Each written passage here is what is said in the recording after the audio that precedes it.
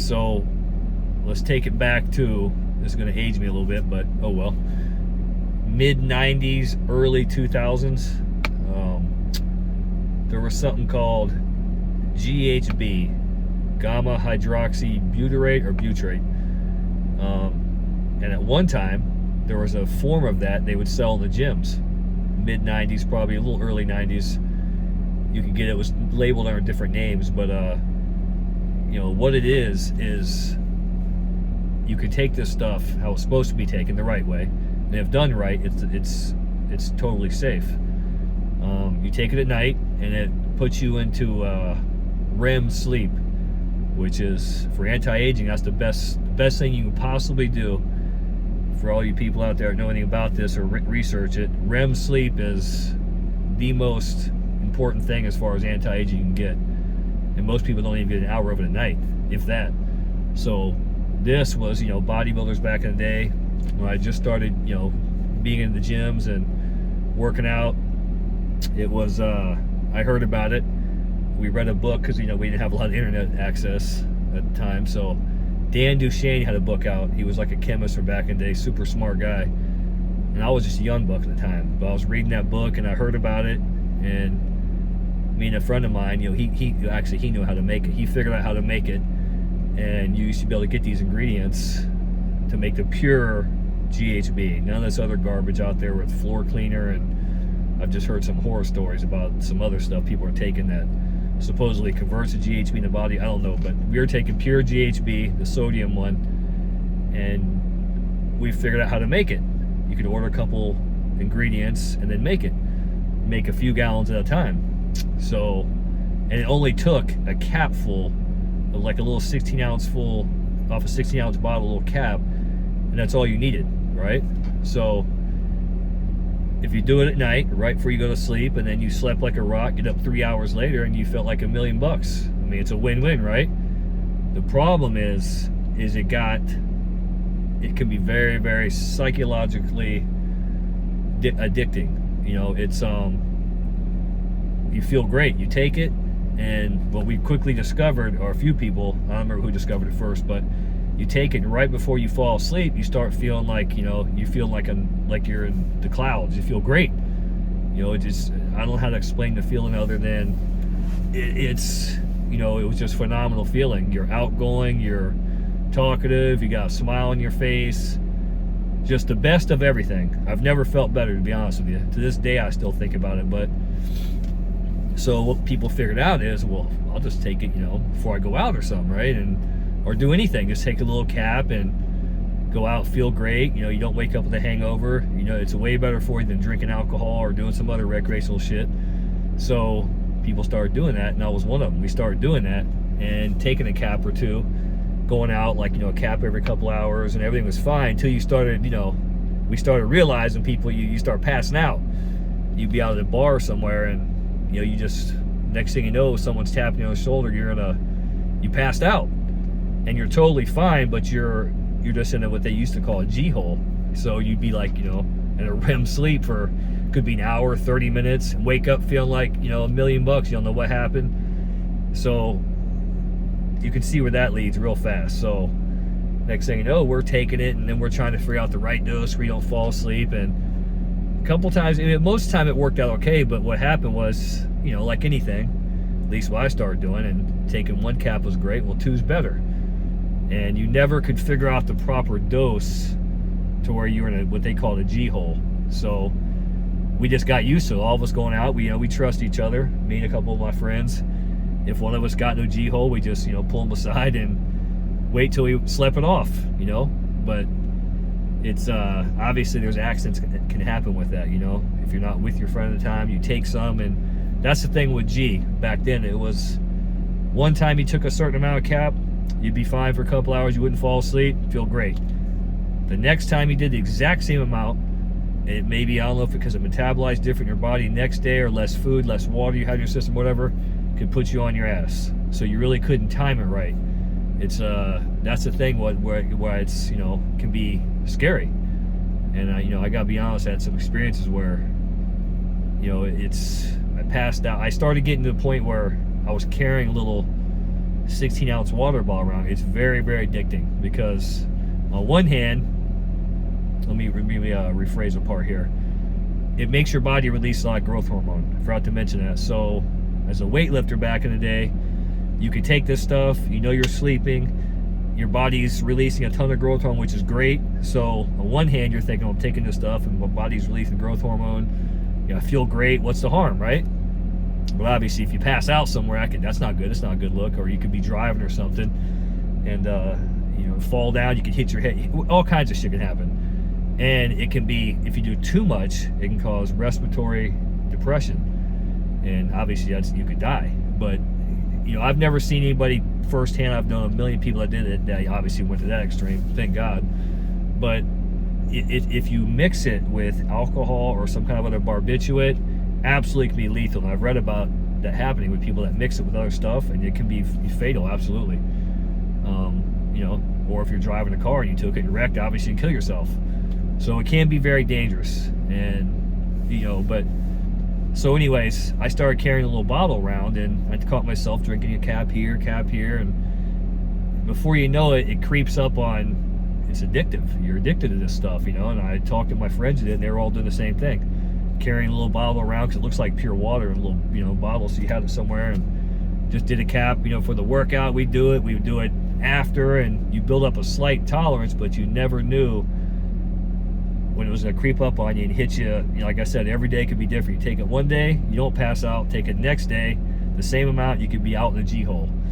It could be no matter where you're at, you weren't stopping it. Once you started going to that G hole, it wasn't stopping. There was no getting you out of it. You just had to sleep it off, and hopefully you're somewhere safe and had someone around you that wasn't going to, have something happen to you. You know what I mean? So it was just, I look back and it was crazy times, and I can admit this now, but at the time, you don't realize you're addicted to something, right? Because I always looked at people that were addicted to drugs and other stuff as like, how could that, why can't they quit? This guy's such a loser. Just quit the shit, addicted to other, recreational stuff or whatever, but this stuff is just as addicting. The difference is you convince yourself that it's not like the other stuff, barbiturates and other drugs, because it was for bodybuilding, right? But it can be just as addicting. Now, I've never known anybody actually go through withdrawals from GHB, like kind of like, if someone kicked it off heroin or something, they're getting sick. Maybe I never knew that happened to anybody, but it definitely can be physiologically super addicting because you think you need it, right, to go to sleep. And so I had a few years of doing this stuff off and on, and I hate to admit it, but one time I wrecked my truck. Thank God nobody was in the truck with me. I didn't hit any other car. It was, to share the story, I could have killed someone, and I would have to live without my conscience, but I didn't. I wrecked it, my truck still off the road. It was raining. I guess I had passed out and hit a culvert, woke up, and thank God, like I said, I didn't hit another car, hit anybody, but pretty much totaled the truck. And, that was one occasion. So I stopped it for a while, and but then I convinced myself to go back to it because it was great for sleeping, and I wasn't going to do it. I told myself I wasn't going to do it and drive or go out anymore, right? It lasted for a few months, and before you know it, all of us did the same thing. We started taking it before we went out to a club or a bar because, like I said, it was way better than drinking alcohol. No hangover, nothing, but you have that thing that could happen where you go into a G hole. So, and a lot of you guys, a lot younger, will have no clue about this stuff, but if you look it up, you'll see. That's why it was finally outlawed, and rightfully so, because I wasn't one of the ones abusing it. But done right, what it was made for, like I said, they used to sell a similar thing. It was not pure GHB, but it converted to a GHB in your body naturally. This stuff they used to sell in gyms. I can't remember the name of it, but if done right, it's the best thing ever. But there was people, I guess I've heard of over the years, there's all kinds of horrendous stories, man. This scumbags putting in people's drink and their alcohol, because it's kind of like tasteless and odorless if you put it with alcohol, I guess. And all kinds of shit was happening. That could kill people, but there's sick people out there. So, obviously they outlawed it. And I guess rightfully so. I guess it's still out there. I'm not sure. But I wouldn't trust it. I would never do it if I were you. Especially if you're a woman doing this stuff. You better trust who you're around. It's not, I don't know what's even available out there anymore, but the shit they're made with tire cleaner and stuff is not the same. It's not the same. So the stuff we were doing was the pure stuff, but you can't get those chemicals anymore. The Fed shut that down real quick, and because they knew what people were doing, I guess. But it's just a shame because it was such a great health supplement if done responsibly, right before you go to bed. Don't leave the house. As soon as you start getting tired, go to sleep. But like I said, people started noticing how good you felt if you didn't fall right asleep, and they said, oh, well, we can, you know, do this and go out and not drink and feel amazing, because it made your brain release dopamine. I can't explain it. If you did it, you would know, but it was like a warm hug on your body.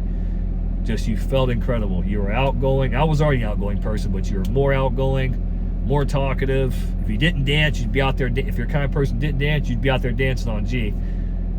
Anything, literally, it can make fun. Sitting in your car, listening to your radio, because the dopamine release, G, everything was a lot better on G.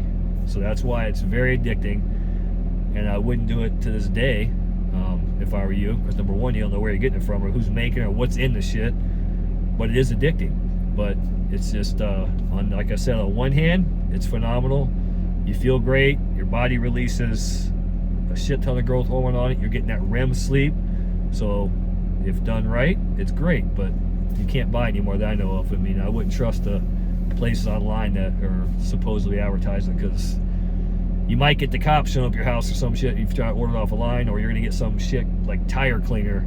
That's not the same.